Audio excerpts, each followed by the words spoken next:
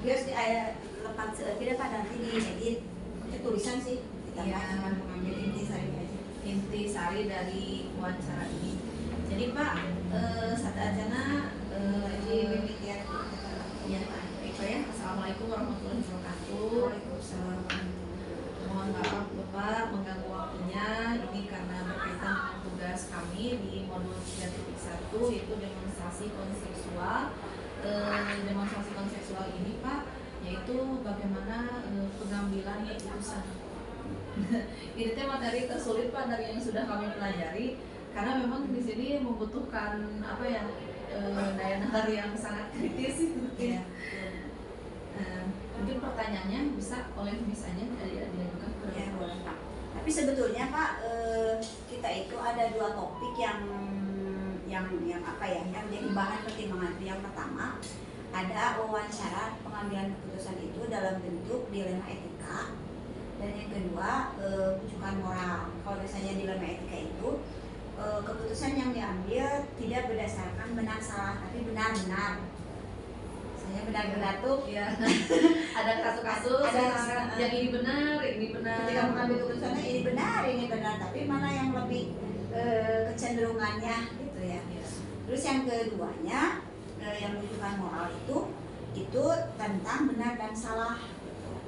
Misalnya benar yang salah, misalnya kasusnya itu misalnya ada apa ya, guru yang kesiangan, yang sering kesiangan. Kalau itu masuknya ke dilema etika, dilema etika, karena tidak ada apa sih, keputusan yang harus memang benar-benar gitu nah.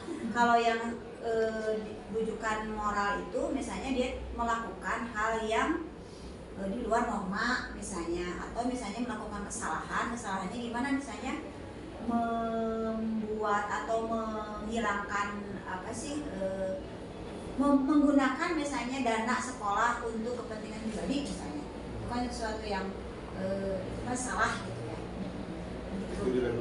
Itu mah rujukan moral. Dibujuk orang. Banyak sih Pak, bukan hanya itu saja contoh kasusnya. Dan pertanyaan kita juga tidak mengarah dalam satu kasus ya. Jadi Bapak bagaimana proses pengambilan keputusannya? Baik Pak ya, yang pertama Pak ya, saya ingin bertanya kepada Bapak bagaimana Bapak selama ini dalam pengambilan keputusan di sekolah itu, terutama untuk kasus-kasus ya, untuk kepentingan yang sama-sama benar dan mengandung nilai-nilai kebajikan, jadi itu tuh baik gitu. Selama ini Bapak sering mendapatkan kasus seperti itu? Sering. Jadi sesuatu yang baik itu belum tentu diterima oleh seluruh warga sekolah ya. Baik menurut sekelompok orang mungkin dinilai kurang baik menurut sekelompok lainnya. Itu sering terjadi seperti itu. Maka kalau itu terjadi, Bapak akan mendengar argumen dari kedua kelompok itu. Setiap kebaikan itu ada plus minusnya. Setiap mau kebaikan mau keburukan, kebaikan sekalipun ada sisi kelemahan. Persilahkan kepada pihak-pihak yang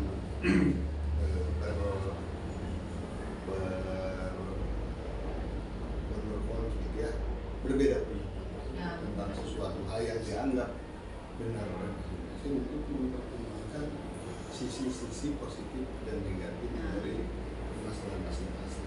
Contoh kasus kemarin lah, kita menentukan pelaksanaan GSS dari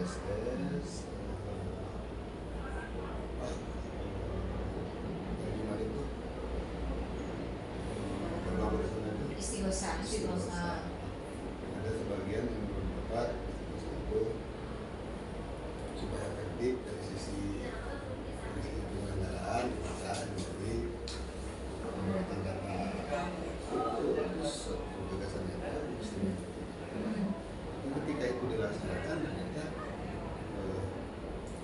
tidak hanya bagus tapi ada juga sisi lainnya, menguras tenaga. Iya. Kemudian ada yang tidak siap dan lain sebagainya. Satu sisi menginginkan sesungguhnya itu dikembangkan setempat supaya pengelolaannya efisien, tidak memakan waktu banyak, tidak mengganggu pengguna. Iya. Itu kan gagasan yang bagus. Negatifnya kadang-kadang lapangan tidak muat, Sarana rusak. alasan rusak dan sebagainya. Jadi itu dua hal yang positif, kedua-duanya bagus, tapi kalau tidak dipertemukan, itulah merasa masing-masing bahwa yang gagasan saya yang benar, gagasan saya yang benar. Ketika itu terjadi, wajib bicara Indonesia kita berarti. Baik, terima kasih Pak. Jadi ketika pengambilan keputusan, Bapak akan meminta klarifikasi misalnya dari satu pihak, kemudian pihak yang lain, dan bisa jadi mengambil jalan tengahnya gitu ya. Dilihat dari sisi bukan positif atau dilihat dari sisi kelebihan, kebaikan mana yang lebih banyak gitu ya. Pertanyaan yang selanjutnya Pak, mungkin ini ke yang realnya, langkah-langkah atau prosedur seperti apa? Kalau tadi kan secara umum, pertama apa yang harus dilakukan oleh Bapak misalnya yang mengenai yang penyelesaian tadi? Ya, mempertemukan ya, yang baru ada pendapat untuk mendengarkan argumen dari masing-masing pihak. Kalau itu sifatnya musyawarah melibatkan banyak orang, tentu kita pakai nilai-nilai demokratis. Kalau harus melaksanakan voting negara mana yang lebih banyak pendapatnya, itulah yang kita putuskan. Karena ada sebuah ungkapan kalau hasil musyawarah itu salah, ada nilai positifnya. Untuk pengambilan keputusan ini, kira-kira selain yang misalnya ada berbeda pendapat, ya, Pak, siapa lagi yang akan dilibatkan oleh Bapak? Selain yang misalnya yang berbeda Ya, pendapat. seluruh pembantu kepolisian. Jadi kita tidak menyelesaikan sendiri, dengar juga masukan-masukan dari Marokas dan untuk pelayanan. seluruh bukan stakeholder ya, seluruh orang yang terlibat gitu ya, dan orang wakil kepala sekolah gitu ya. Dan kalau harus menjaga seluruh guru Ya ada mungkin sudah mungkin ya. Iya. Jadi Pak, mungkin itu yang paling efektif ya Mbak dalam pengambilan keputusan seperti yang kasus Bapak seperti itu ungkapkan. Tapi pernah nggak Pak menangani sebuah kasus yang merupakan tantangan ya dalam pengambilan keputusan pada kasus-kasus dilema etika? Mungkin kalau yang pernah Pak saya tangani ya, seperti ada metode yang istilahnya tidak mau mengikuti aturan di sekolah, dilema etika mungkin ya, etika mereka guru terhadap kepala sekolah. ketika itu kan bisa Mengumpul, nah itu ya. kesopanan. Iya. Menghadapi yang seperti itu juga sama. Tidak setuju dengan peraturan perundang-undangan kegiatan. Iya. Dan itu yang masuk ke etika ya. Kalau sebagai seorang pegawai mau tidak mau harus tunduk kepada norma kepegawaian. Kalau tidak mau tunduk, cek asal norma, ya berhentilah jadi pegawai. Kalau tidak, sesuai dengan norma. Tapi dalam menerima informasi itu tetap tidak melakukan hal itu. Yang mau mengikut aturan mah sebenarnya Iya. Gimana tuh Pak, cara yang paling efektif, yang paling smooth gitu mana? ya tukar pikiran Tukar aja. pikiran, oke. Tukar pikiran. punya hati, kadang-kadang punya pikiran jernih, seperti Iya. potongnya pun kadang-kadang ada jernihnya. Jadi diajak berpikir secara rasional dan hati-hati untuk memahami peraturan tadi. Kalau kita, saudara kita, Mengingatkan ya Pak ya. mengingatkan. dan secara kepegawaian, secara berkewajiban memberikan peringatan, memberikan pembinaan, karena kalau tidak betul akan memperingatkan dan dibina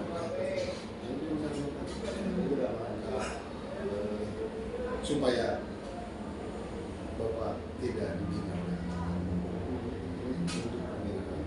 Jadi pembinaan secara bisa dibuktikan dengan mengisi agenda pembinaan sekian, ada pembinaan membuat foto, cukup bisa menerima. Penjelasan dengan ketika Selanjutnya Pak, misalkan dalam penyelesaian kasus dilema etika ini, apakah ketika menyelesaikan itu langsung di tempat atau Bapak memiliki sebuah jadwal untuk menyelesaikannya dalam bentuk prosedur seperti apa? Bapak termasuk orang yang tidak suka menegur langsung. Jadi lebih suka menjadwalkan dalam tempat dan waktu yang disepakati. Ya, sisi yang dihadapi bukan saya, di orang dewasa punya ego sendiri.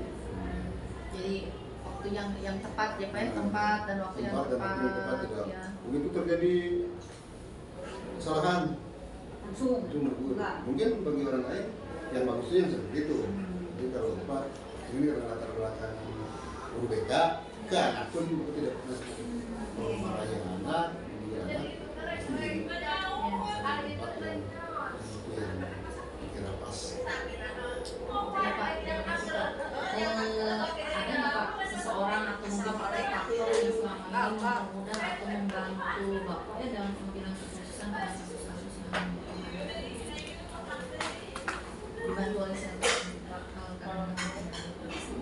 Ya, kadang-kadang Bapak harus mengambil keputusan sendiri.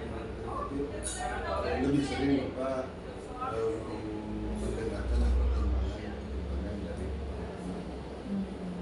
meskipun bukan Bapak hari ya. tidak segantikan mendengar dan masukan dari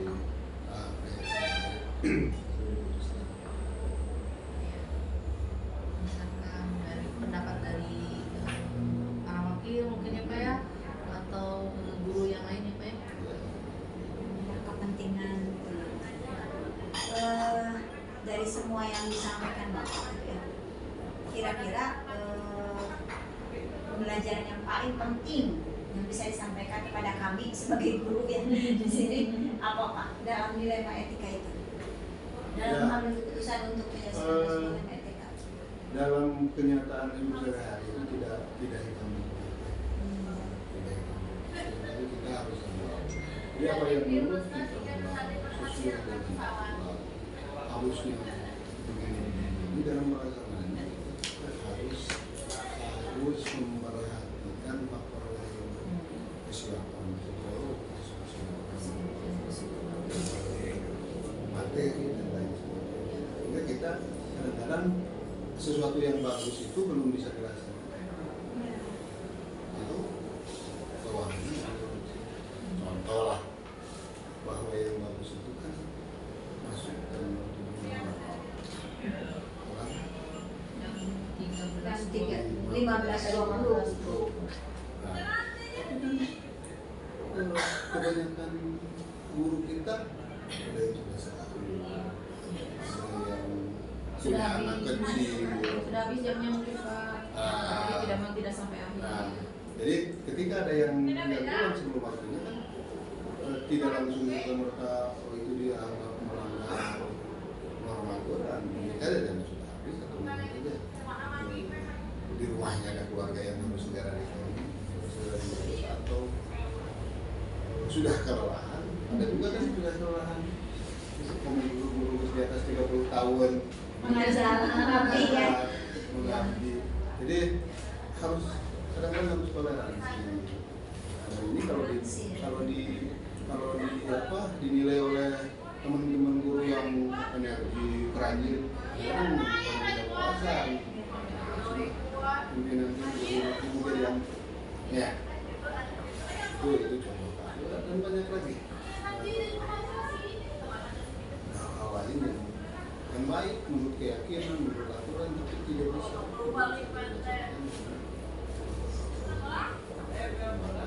itulah itu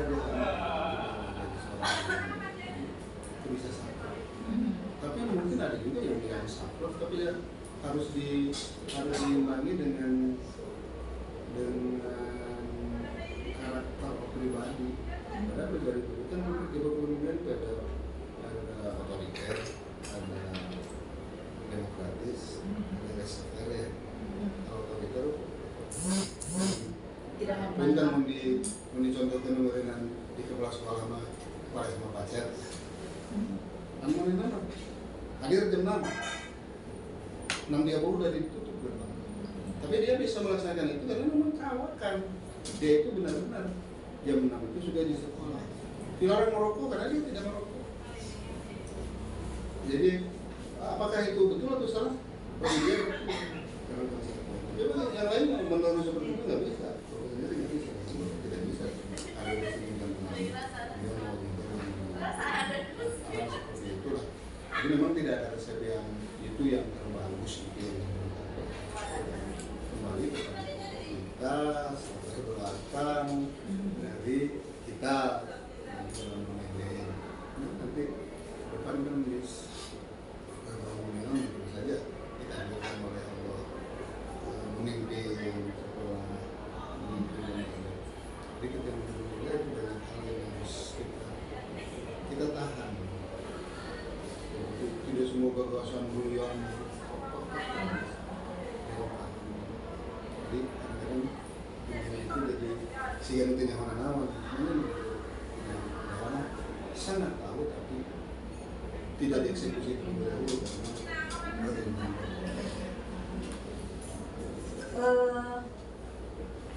satu lagi untuk pengujian keputusan. Pernah Kak misalkan ini tuh benar nggak sih? Setelah diambil keputusan kemudian ada semacam evaluasi begitu ya? Ya. Biasanya Bapak menggunakan evaluasi apa? Apakah misalnya uji intuisi, intuisi saya, atau misalnya uji intuisi ya, uji legal ya. Nah, kita kan punya kasus sekarang ya. Polemik yang ini, apa kan sudah menggunakan itu kita laksanakan 1 bulan. Jadi saya bilang kan ada evaluasi dan berbagai unsur kasih masukan. Mana biasanya kamu memutuskan tindak lanjutnya. Karena pakai intuisi juga. Habis memutuskan malam merenung itu bisa ada tadi kayak gitu. Intuisi juga bekerja dan banyak hal kadang-kadang perlu intuisi. Seorang pembinaan itu diperlukan pada saat harus memutuskan dalam waktu cepat. Intuisi itu resiko gagalnya besar kalau intuisi ya. Tapi dalam hal tertentu harus dilakukan. Kalau intuisi mah itu mah inherent ya terhadap diri kita. Atau setelah pengambilan keputusan itu pernah nggak ada uji publik Pak? Dipublikasikan apa yang sudah diputuskan itu? Sering. Itu ya? Melalui Berdasarkan rapat, melalui briefing bahwa program kita sekarang itu kan hasil keputusan. Maksud saya publikasinya menggunakan media gitu. Media apakah media cetak atau media audiovisual dan sebagainya. Ya, kadang-kadang pakai kan sudah disebarkan lewat edaran humas itu kan humas itu menyampaikan informasi dari kepala sekolah. Iya. Satu uji publik. Jadi juga berbagai nama WA, ada Instagram, banyak share program-program yang akan dilaksanakan seminggu sebelum ke depan, mengelola IG, mudah ya Pak ya untuk uji publiknya. Iya. Jadi secara langsung melalui rapat-rapat, secara media menggunakan berbagai media yang ada tentu. Bukan bapak sebagai adminnya. Itu Pak, satu lagi, pernah nggak kalau misalnya dalam pengambilan keputusan itu ketika pengambilan itu diputuskan sudah diputuskan bahwa apa yang kita putuskan itu berdasarkan uji idola atau berdasarkan uji panutan. Misalnya gini, Bapak hari ini punya panutan nggak Pak? Idola. Idola bapak. Ya. Maksudnya Di dalam membuat keputusan pada saat oleh ada ya. seorang filsafat gitu. Bapak terinspirasi oleh dosen bapak. Iya. Jadi dia berpesan ketika kamu bekerja, terima pekerjaan itu dan kerjakan sebaik-baiknya apapun posisi kamu. Dalam konteks bapak sebagai guru BK, kata idola bapak nih, meskipun SK-nya sebagai guru BK, ketika di lapangan kamu ditugaskan jadi guru asal ulang dulu saya ini sudah pakai cabruknya guru yang bisa dipelajari terima. Dalam di lapangan mah yang lebih tahu kebutuhan adalah kepala sekolah. Terima dan pakai pendekatan BK itu cek bahasa nama bisa kalau tadi tugas jadi penerima duit komite terima bari narima duit komite dan itu bapak praktekkan. Bapak begitu tugas dulu tahun 87 di Sukaresmi itu guru matematik nangan ayah yang satu melahirkan sebenarnya yang satu dari kelasnya 2 kurikulum itu sudah menjadi guru BK dasarnya guru matematik saya 3 tahun pertama menjadi guru BK sambil belajar matematik masuk pendekatan BK sampai ada murid yang bercita-cita ingin menjadi guru matematik seperti bapak. Bagus satu ya. Padahal bapak itu guru matematik dan benar-benar jadi guru. Gitu. Nah mungkin itu pertanyaan jadi makanya saya ingin ditugaskan apapun menerima kerjaan yang baik tapi tidak pernah lepas bahwa jati diri saya itu adalah psikologi guru BK. Makanya dalam pendekatan kesamakan jadi nggak bimbing budak itu. Jadi orang mengembangkan sekolah itu tidak ditentukan oleh posisi. Udah saya mah kan lu kayak ngomong saya maling pejabat karena antak budak banget itu jadi dalam posisi sebagai wakase sebagai orang biasa munculkan jati diri kita dan itu menjadi penilaian selama jadi guru sejak jadi guru sampai terakhir tidak pernah lepas dari posisi sebagai karena tidak diminta semua wakase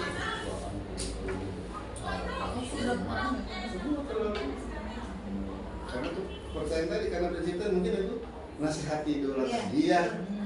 Jadi dalam posisi apapun kita bekerja sebaik-baiknya. Yang kedua jangan pernah mikir kayak kita. Iya. Banyak ya. Nanti betul-betul rezeki mah nuntut kita bekerja sebaik-baiknya. Rezeki mah ada dari sumber yang lain. Iya. Itu dari yang yang berdasarkan rasa kasihan karena menurut keputusan itu karena kasihan kadang-kadang ya karena itu manusia yang kita hadapi bukan mesin. Iya sering seperti itu ya Pak ya. Ya mungkin kan kalau sekarang udah kepala sekolah menghadapi berbagai macam guru ya banyak problem di guru itu ya Pak ya. Jadi keputusan juga dipengaruhi dari rasa belas kasih, rasa kasih sayang. Tidak bisa terlepas. Iya. Tidak bisa terlepas. Tapi pernah nggak Pak mengambil keputusan karena memang peraturan? Nah ya. Di peraturan gitu ya. Jadi memang kalau sudah peraturan bisa tidak, bisa tidak. Ya yang tadi itu. Kalau peringatan pertama bisa, yang